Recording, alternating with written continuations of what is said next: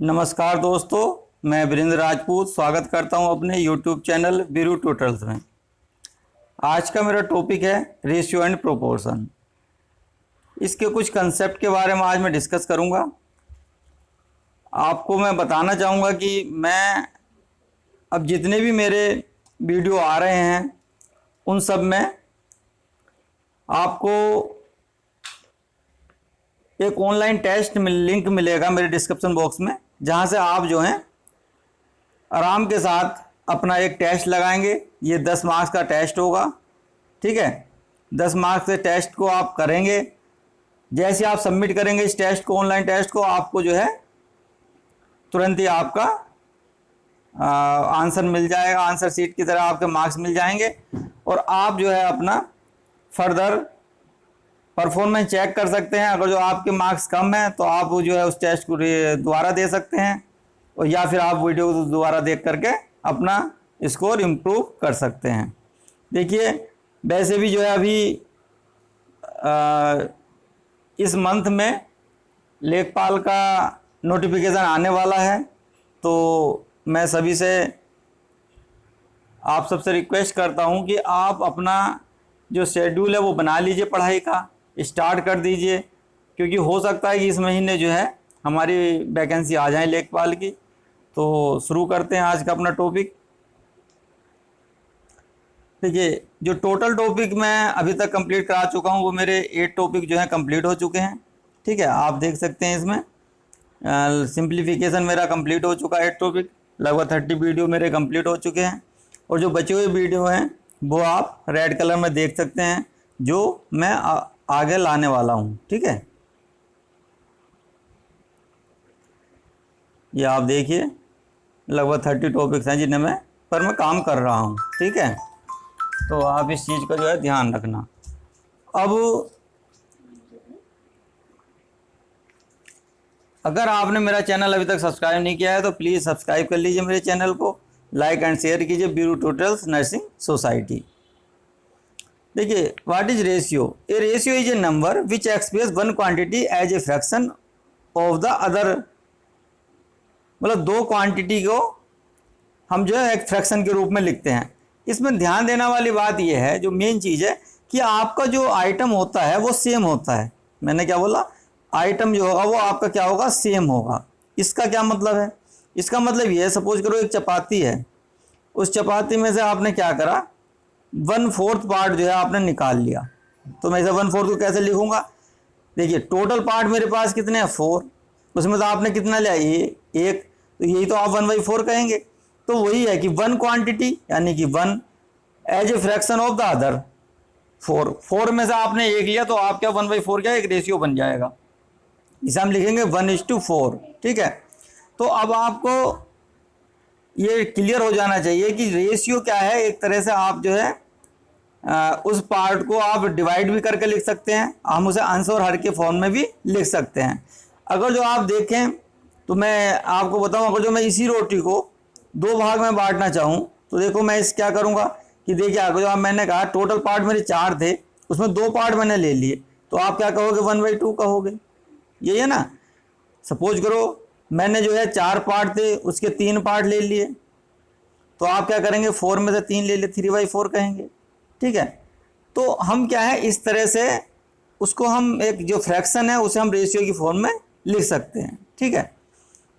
तो पर बात यहाँ ये, मेरा कहना मतलब ये है कि हम यहाँ चपाती करें तो यहाँ पर चपाती ही रहेगी। अगर जो राइस की बात करेंगे तो राइस का भाग रहेगा, राइस का पार्ट अलग रहेगा, तो हम वहाँ राइस में हम रेशियो ले सकते हैं। पर ये नहीं चपाती रोटी का हम अलग है, मतलब क्वांटिटी जो है वो अलग अलग है, पर आइटम हमारा क्या है वो सेम है, ठीक है। इस चीज़ का आपको जो है ध्यान रखना है। अब देखिए, यहाँ पर कुछ टर्म मैंने लिखे हैं, जैसे कि लिया है डुप्लीकेट रेशियो, सब डुप्लीकेट रेशियो, ट्रिप्लीकेट रेशियो, सब ट्रिप्लीकेट। इससे कभी कभी क्वेश्चन बन जाता है ये क्या टर्म है। डुप्लीकेट का मतलब होता है, अगर जो मेरे पास A:B, A रेशियो B की कुछ वैल्यू दी हुई है, सपोज करो 1:2 है, ठीक है। तो डुप्लीकेट के बाद अगर जो मैं करता हूं तो ये आपका हो जाएगा A²। मतलब आप देखिए A² रेशियो B², मतलब 1 का वर्ग क्या हो जाएगा? 1 और 2 का वर्ग कितना हो जाएगा 4। तो आपको क्या करना पड़ेगा 1 का वर्ग रेशियो 2 का वर्ग, जो आपका क्या आ जाएगा 1/4। ठीक है। वही अगर जो मैं सब डुप्लीकेट की बात करूंगा रेशियो की, तो आपका सब डुप्लीकेट मतलब क्या होगा रूट में हो जाएगा, वैल्यू आपकी किस में चली जाएगी रूट में। सपोज करो मेरे पास क्या 4:9 है, तो इसका जो अगर मैं सब डुप्लीकेट रेशियो निकालूंगा तो √4/√9 आ जाएगा, इसकी वैल्यू हो जाएगी 2/3। ठीक है। वैसे ट्रिप्लीकेट के रेशियो में भी वही चीज़ रहेगी, आप उसके क्या करेंगे क्यूब कर लेंगे। ठीक है। और सब ट्रिप्लीकेट में क्या हो जाएगा क्यूब रूट हो जाएगा। ये आपको ध्यान रखना, कभी कभी इससे जो है क्वेश्चन पूछा गया है। अब देखिए ट्रिप्लीकेट मैंने यहाँ क्वेश्चन लिया है, पहला क्वेश्चन लिया है triplicate ratio of 2 numbers is 27:64। क्या कह रहा है ट्रिप्लीकेट रेशियो है, तो ट्रिप्लीकेट रेशियो का मतलब क्या हुआ a की पावर q b की पावर q बराबर कितना दे रहेगा 27/64। ठीक है। अब अगर जो मैं यहाँ से निकाल लूँ a/b, तो आप देखेंगे कितना आ जाएगा 3:3 होती है 27 4। ठीक है। पर पूछ क्या रहा, पूछ रहा आपसे डुप्लीकेट, तो डुप्लीकेट तो आपको पता है डुप्लीकेट क्या होता a²/b²। तो इसका मतलब 3 का स्क्वायर कितना हो जाएगा 9 और 4 का स्क्वायर कितना आ जाएगा 16। तो आपका जो आंसर आएगा 9:9 आ जाएगा। ठीक है। उम्मीद करता हूं कि आपकी समझ में आ गया होगा। बढ़ते हैं अपने अगले क्वेश्चन की ओर। तो प्रोपोर्शन मैंने क्या था चैप्टर रेशियो एंड प्रोपोर्शन, इसके हम कंसेप्ट की बात करें तो प्रोपोर्शन क्या होता। अब उसे समझने के लिए आप ऐसे देखिए कि आपके पास एक रेशियो है a/b, वो किसके इक्विवेलेंट है c/d के, मतलब a/b है वो आपके किसके इक्विवेलेंट है c/d के। तो हम यहाँ ये कह सकते हैं कि ABCD are said to be in a proportion. अगर जो इस तरह की आप फॉर्म बना रहे हो तो आप ये कह सकते हो कि ABCD जो है आपके वो एक प्रोपोर्शन में है। ठीक है। अब इसे रिप्रेजेंट करने के लिए हम क्या करते हैं, जैसे कि हमने बोला कि A/B = C/D, तो हम क्या लिखेंगे A/B, और ये जो साइन होता है डबल C/D, ये रेशियो ये आपका प्रोपोर्शन का साइन होता है, इसे हम इक्वली बोलते हैं। ठीक है। तो ये आपको ध्यान रखना, जो साइन है वो ये होगा। सिंपल चीज़ें हैं, कोई इसमें खास नहीं है। ठीक है। हाँ, अब अगर जो हम बात करें A/B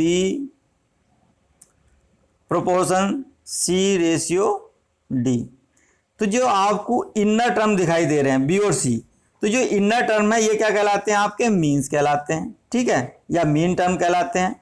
और जो आउटर टर्म है A और D, ये आपके क्या कहलाते हैं एस्ट्रीम कहलाते हैं, एस्ट्रीम्स कहलाते हैं या एस्ट्रीम टर्म कहलाते हैं। ये याद रखना, कभी कभी क्वेश्चन उठ जाता है इनसे कि मीन्स क्या है और व्हाट इज एस्ट्रीम क्या है। तो एस्ट्रीम जो है एस्ट्रीम एंड बोलते हैं जैसे जैसे हम, तो वो जो बाहर की तरफ है दोनों एस्ट्रीम एंड पे है A और D, वो आपके एस्ट्रीम्स हो गए।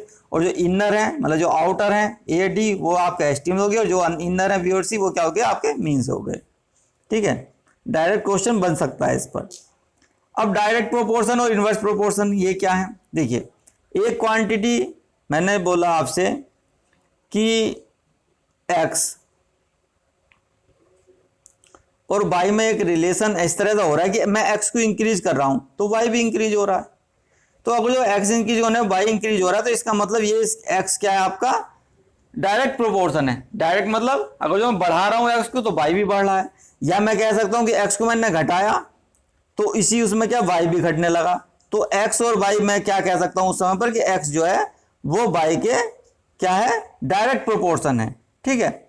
जैसे कि हमने कहा कि हमारी जो है आमदनी बढ़ती है किसी वजह से, मतलब सैलरी बढ़ रही है, तो हम ये कह सकते हैं कि हमारे एक्सपेंडिचर भी बढ़ जाएंगे क्योंकि हम खर्चा ज़्यादा करेंगे, हमारे पास जब धन ज़्यादा आएगा तो। ठीक है। तो इस तरह से ये इन्वर्सली जो है प्रोपोर्शनल कहा जाएगा। ठीक है। अब दूसरे टर्म में देखिए, दूसरा टर्म देखिए जो है हमारा इन्वर्स प्रोपोर्शन। इन्वर्स प्रोपोर्शन क्या होता है, सपोज करो x को जो है देखिए 1/y, कि मैंने जो है वाई को बढ़ाया, जैसे ही मैं वाई को बढ़ाऊंगा तो एक्स क्या हो जाएगा मेरा, डिक्रीज हो जाएगा। ठीक है, यहाँ करा मैंने वाई को डिक्रीज करा तो एक्स क्या हो जाएगा मेरा, इंक्रीज हो जाएगा। मतलब कहना है कि उल्टा हो रहा है, मैं वाई को बढ़ा रहा हूं तो एक्स क्या हो रहा है आपका, डिक्रीज हो रहा है।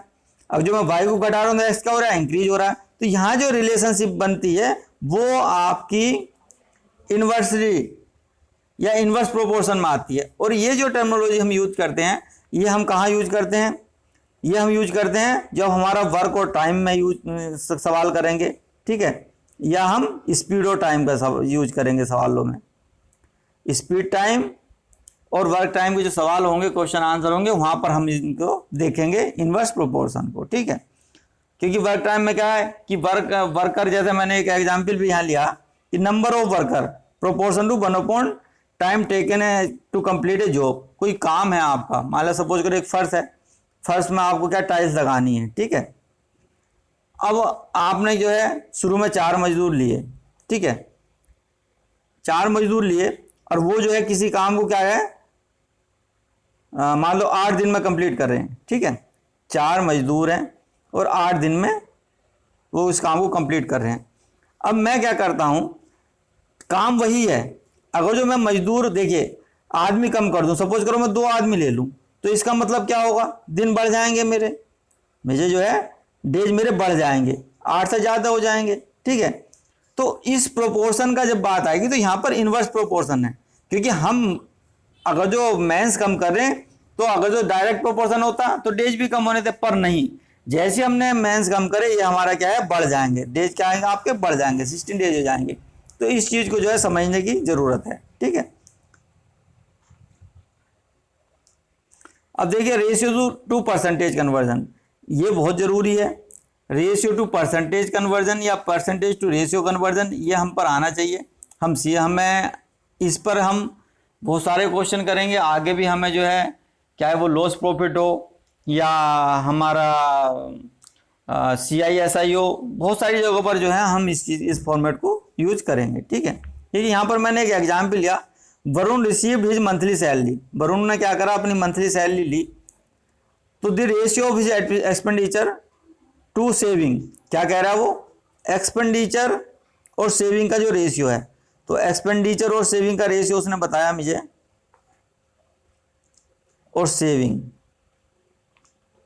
का जो रेशियो 7:3 है। तो जल्दी बताइए, जब एक्सपेंडिचर सेविंग उसका है तो सैलरी कितनी होगी, देखो तो सैलरी आपकी क्या हो जाएगी, 10 हो जाएगी। ठीक है, सैलरी 10 हो गया, एक्सपेंडिचर 7 हो गया, सेविंग उसकी, क्योंकि ये सैलरी तो तभी होगी आपके जितने एक्सपेंडिचर जो आप खर्चा कर रहे हो और जो आपकी बचत है। एक्सपेंडिचर क्या है आपकी, खर्चा है, सेविंग क्या है, बचत है। तो खर्चे और बचत को जोड़ेंगे तो आपकी क्या है, सैलरी आनी चाहिए। ठीक है, अब उसने क्वेश्चन क्या पूछा, क्वेश्चन पर आ जाते हैं हम direct, what percentage of his salary did he spend. अब वो क्या कह रहा है कि जो स्पेंड कर रहा है, तो स्पेंड कितना कर रहा है, स्पेंड कितना कर रहा है निकाल देते हैं। अब देखिए स्पेंड उसने क्या करा, एक्सपेंडिचर टू सेविंग। ठीक है, एक्सपेंडिचर, स्पेंड मतलब खर्च करना है, एक्सपेंडिचर खर्चा उसका, तो कितना करा उसने, 7। कितने पे करा, जो उसकी सैलरी थी उसकी 10।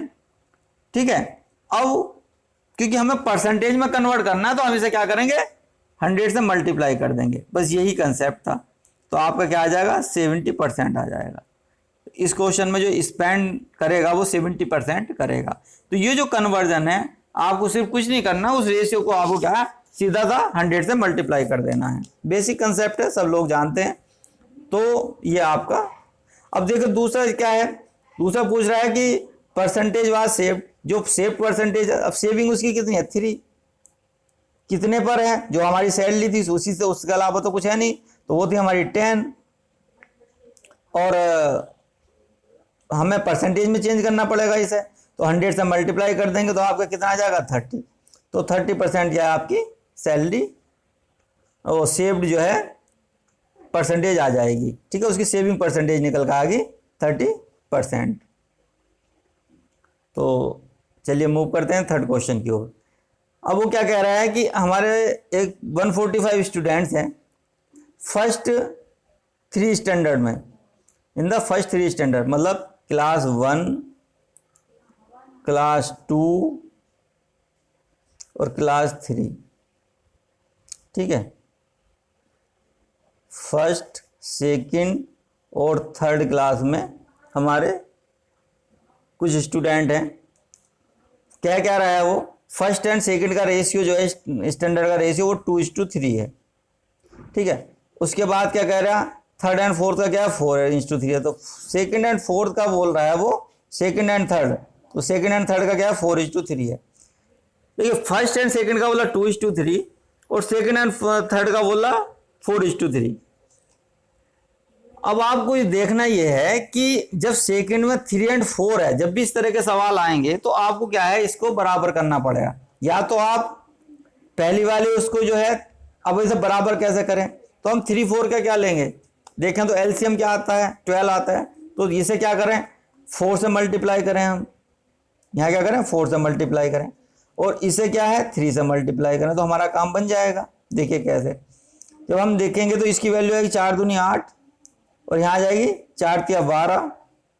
ठीक है, और अगर हम यहाँ मल्टीप्लाई करें तो 4 तिया 12 और 3 तिया 9।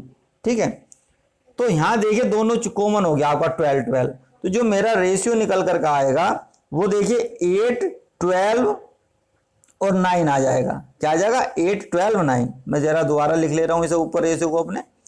रेशियो मेरा क्या आ गया 8 12 और 9। ये फर्स्ट स्टैंडर्ड का है, ये सेकंड स्टैंडर्ड का है और ये थर्ड स्टैंडर्ड का है। ठीक है, ये ध्यान रखना, ये फर्स्ट का सेकंड का थर्ड का। तो हमने क्या था जो अलग अलग थे उसे हमने क्या कर लिया चेंज कर लिया। अब टोटल स्टूडेंट क्या कह रहा है वो 145 है। ठीक है, हमें निकालने क्या सेकंड स्टैंडर्ड के निकालने हैं।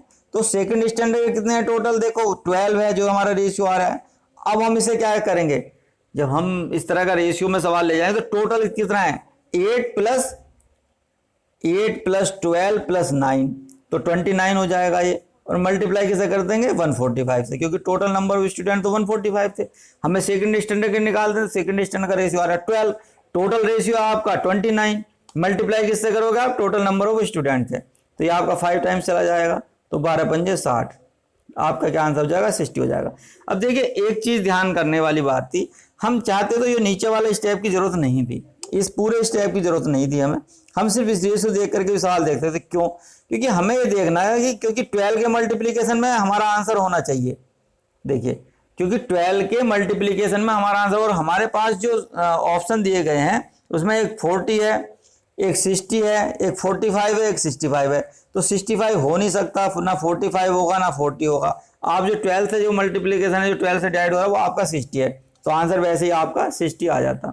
ये हमारी अप्रोच बन सकती है। ठीक है, चलते हैं नेक्स्ट क्वेश्चन की ओर। तो क्वेश्चन नंबर 4 आ गया आपके सामने। Which number when added to each of the number 24 32 42 would make the sums to be in continued proportion. अब ये जो आप कंटिन्यूड प्रोपोर्शन की बात आ रही है, ये वही है जो हम अपना भी प्रोपोर्शन के बारे में पढ़े थे। प्रोपोर्शन बारे क्या पढ़े थे, A:B प्रोपोर्शन C:D, ये अभी हमने पढ़ा था ना, वही चीज है ये। अब इसको निकालने के लिए क्या करना है इस सवाल में, देखिए 24, अब मैंने क्या माना व्हेन एडेड, तो कौन सा नंबर ऐड करना, मैंने माना x ऐड करना। ठीक है, तो 24 + x डिवाइड बाई क्या आ जाएगा आपका 32 + x बराबर 32 + x डिवाइड में क्या आ जाएगा 42 + x। ठीक है, ये जो है आपका इक्वेशन बन गई। अब देखिए अभी इस इक्वेशन में मैं क्रॉस मल्टीप्लीकेशन करता हूं तो ये क्वेश्चन मेरा बहुत लेंथी हो जाएगा।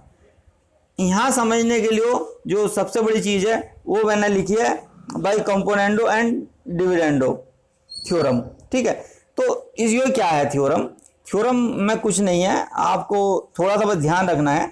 जैसे A/B बराबर C/D है, तो उस केस में हम क्या करेंगे, जो हर है वो अंश से जुड़ जाएगा, एक बार अंश में हर जुड़ेगा, और डिवाइड में क्या है अंश में हर माइनस हो जाएगा, मतलब A+B डिवाइड बाई A-B बराबर C+D डिवाइड बाई C-D। तो ये जो चीज है ये आपको बहुत सिंप्लीफाई कर देगी आपके सवाल को। देखिए कैसे, अब मेरे पास क्या है 24 + x प्लस 32 प्लस एक्स, ठीक है। डिवाइड में क्या आ जाएगा आपका 24 plus x minus 32 minus x, ठीक है। देखिए अभी दूसरा पार्ट में लिख नहीं रहा हूं क्योंकि स्पेस कम है, आप इसे समझिए। देखिए नीचे ये कट जाएगा आपका, ठीक है। ऊपर क्या होगा 2x आ जाएगा जब इन्हें जोड़ेंगे, और 32 और 24 जोड़ेंगे तो आपका ये एडिशन हो जाएगा। तो उसी टर्म में हम दूसरी तरफ देख लेंगे। तो यहाँ पर जो मेरी वैल्यू निकल कर आएगी, तो आप देखिए जब मैं ऊपर जोड़ूंगा तो फिर 32 50 56 आ जाएगा आपका। ये 56 प्लस में आ जाएगा 2x, ये स्पेस कम है। देखिए मेरा जो क्वेश्चन बनना था वो कुछ इस तरह था, 24 प्लस एक्स डिवाइड में था 32 प्लस एक्स, इक्वल में था 32 प्लस एक्स, और डिवाइड में था 42 प्लस एक्स, ठीक है। अब देखिए मैंने क्या बोला, 24 के साथ में 32 ऐड हो जाएगा तो आपका क्या आ जाएगा 56 प्लस 2x, और नीचे क्या था एक्स एक्स से कट गया था, और 24 में से 32 माइनस होगा तो आपके पास कितना आ जाएगा -8 आ जाएगा। और इसी तरह से इधर क्या होगा, ये दोनों ऐड हो जाएंगे अंक आपके डिजिट जो हैं, तो ये आ जाएगी 32 प्लस 42 74 प्लस 2x, डिवाइड में क्या है ये माइनस हो जाएगा तो ये आपका -10 आ जाएगा। तो माइनस से माइनस कैंसिल, 2 चौक 8 और 2 पंजे 10, ठीक है। अब देखिए आप इसे सरल कर सकते हैं। आप जब इसे सरल करेंगे तो आपकी x की वैल्यू क्या आ जाएगी, निकल करके 8 आ जाएगी, ठीक है। देखिए थोड़ा सा स्पेस कम है, आज मैं पेन टैबलेट यूज नहीं कर पा रहा हूँ, तो थोड़ा सा मेरे साथ बियर कीजिए। तो x की वैल्यू क्या आ गई आपकी 8 आ गई निकल करके, ठीक है। तो इस तरह से आप वो सिंप्लीफाई कर सकते हैं। अभी सवाल में कुछ नहीं है, क्योंकि वो जो हम मल्टीप्लिकेशन कर रहे थे कि 24 को 42 से या 32 को 32 से, वो उसकी जरूरत हमें अभी नहीं पड़ी, ठीक है। तो इसलिए हम जो है भाई कॉम्पोनेंटो एंड डिविडेंडो थ्योरम का हमने यूज करा है, ये याद कर लेना। ये ऐसा नहीं है कि मैं कहीं से ले आया हूँ, ये ऑलरेडी आपको पता होगी, ठीक है, या आपको पढ़ाया गया है। अब देखिए अगला क्वेश्चन है 6m माइनस n बराबर 4m प्लस 13n। तो देखिए 6m माइनस 6m में से आप क्या करेंगे -4m कर दीजिए, और इधर 13n माइनस प्लस n हो जाएगा आपका, ठीक है। तो ये आ जाएगा आपका 2m बराबर 14n, या आप कह सकते हैं m बराबर 7n। तो जो मेरे यहाँ से वैल्यू निकल गई m बराबर 7n, ये आपको इसमें पुट कर देनी है। मतलब m की वैल्यू कितनी आ गई 7n आ गई। ये वैल्यू आपको पुट करनी है किसमें, इसमें, जो आपको रेशियो निकालने के लिए कह रहा है वो। तो देखिए 2m की पावर की m की वैल्यू रखोगे 7n प्लस n, रेशियो 2, फिर आप रखोगे 7n माइनस 3n, ठीक है। तो ये आ जाएगा 7 14n plus n, ratio 14n minus 3n, ठीक है। तो 15n रेशियो 11n, n से n कैंसिल हो जाएगा तो आपका जाएगा 15 रेशियो 11। ये आपका आंसर सी, ठीक है। तो ये सिंपल से क्वेश्चन था, इसमें कुछ ऐसा विशेष नहीं है, पर ये क्वेश्चन भी एग्जाम में आया है, इसलिए मैंने जो है इस क्वेश्चन को लिया है, ठीक है। तो आप जो है देख सकते हैं सिंपल क्वेश्चन थे। आज मैं सिर्फ रेशियो एंड प्रोपोर्शन का कंसेप्ट लिया हूँ। इसमें बहुत क्वेश्चन बनेंगे, अच्छे लेवल के भी क्वेश्चन बनेंगे, जिन्हें मैं बाद में लूँगा अगले उसमें। मेरे आपसे रिक्वेस्ट है कि आप जो है, जो मैं इसके डिस्क्रिप्शन बॉक्स में अपना लिंक दे रहा हूँ ऑनलाइन टेस्ट का, उसे आप ज़रूर लगाएं, वो आपको बहुत हेल्प करने वाला है, ठीक है। और अपना स्कोर चेक करें, उसे इम्प्रूव करने की कोशिश करें, ठीक है। 10 क्वेश्चन मैंने दिए हैं, आप अगर जो उन्हें लगा पाते हैं तो बहुत अच्छी बात है, नहीं लगा पा रहे तो आप जो है एक बार पुनः टेस्ट दें, या फिर आप एक बार वीडियो देखें जो आपको नहीं समझ में आ रहा। और अगर जो फिर भी आपसे नहीं हो रहा तो आप मुझे कमेंट कर सकते हैं कि ये क्वेश्चन नहीं हो रहा है, मैं उसका जवाब आपको बना करके दे दूंगा, ठीक है। Thanks for watching. अगर आपने मेरा चैनल अभी तक सब्सक्राइब नहीं किया है तो प्लीज़ सब्सक्राइब कीजिए मेरे चैनल को, like and share. Biru tutorials nursing society. Thank you very much. जय हिंद, जय भारत।